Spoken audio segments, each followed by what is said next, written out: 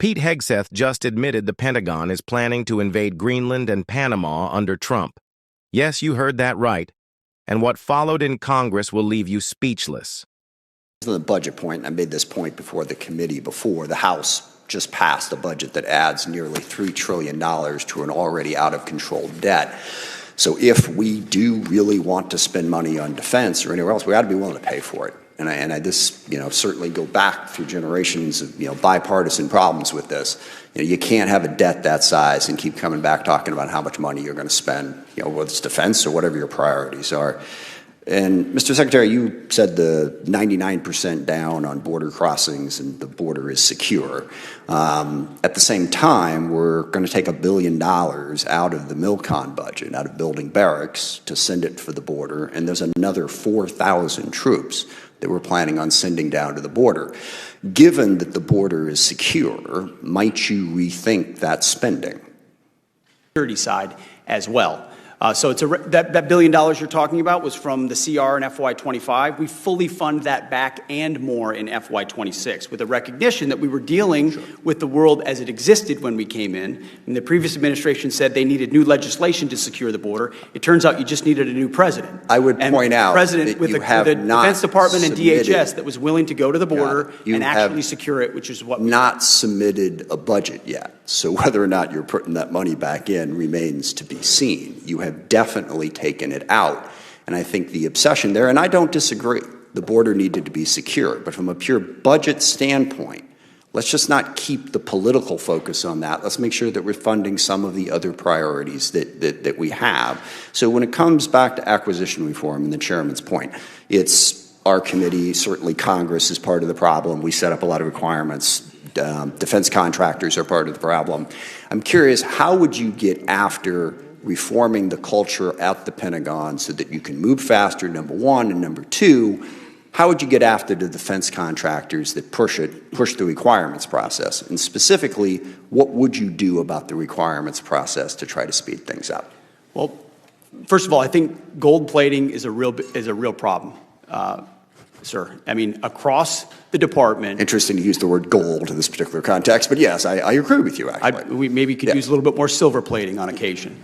A recognition that the 99% solution is oftentimes the enemy of the 85% solution that delivers 2 years sooner. And that's contractors and other companies wanting to do right, but trying to do too much and overpromise, and then they're under-delivering, and the warfighter not always wanting to do right. In some cases, just not wanting, always, just not wanting always. to make money, So, but yes. The change is also in acquisitions about people. You need reformers in these positions.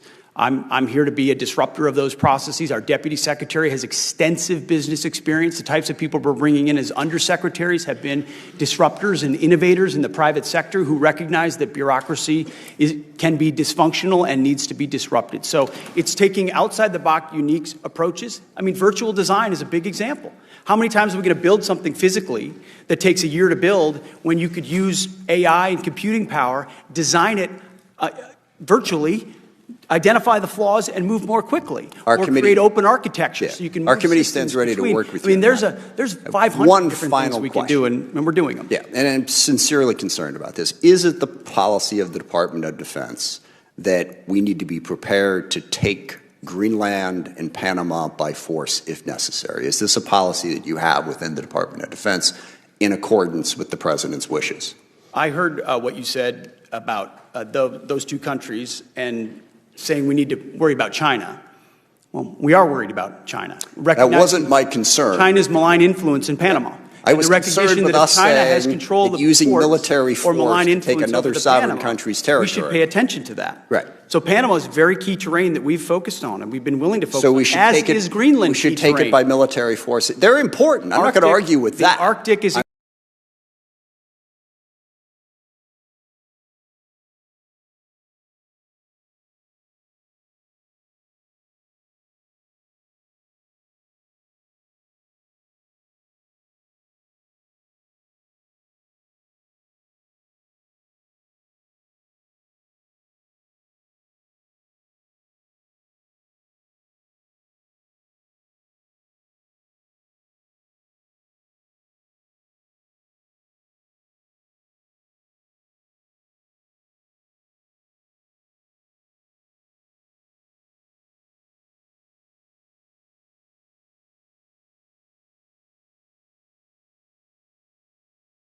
What just unfolded wasn't satire, wasn't some dark political parody, and certainly wasn't a throwaway line buried in defense jargon.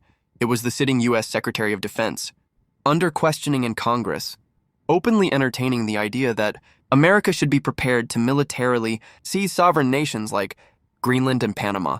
For decades, the United States has projected itself as the defender of sovereignty and the international order, a nation that, even when flawed, claimed to stand against conquest and authoritarian expansion.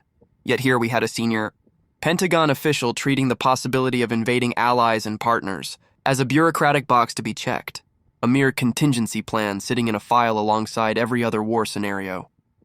What made it chilling wasn't just the words, it was the calmness, the ease, the casual way he confirmed that, yes, we have plans for everything. There was no moral boundary, no constitutional hesitation, no acknowledgement of international law, NATO obligations, or democratic principles, just a shrug and a reminder that the Pentagon's job is to plan. That response exposes something dangerous, a military culture increasingly comfortable with the normalization of aggression as policy, where fantastical scenarios of empire building become indistinguishable from legitimate defense planning. And layered on top of this is the Trump factor, a commander-in-chief who once joked about buying Greenland, as if countries were real estate and whose worldview prioritizes domination over diplomacy. Now, under his Pentagon, those jokes have mutated into formal war games. This is not strategy. It is hubris dressed up as preparation. It comes at a time when the Pentagon still can't pass an audit, still hasn't submitted its defense budget on time, still cuts corners on troop housing and contractor oversight, yet somehow has the bandwidth to simulate invasions of friendly nations. The hypocrisy is staggering.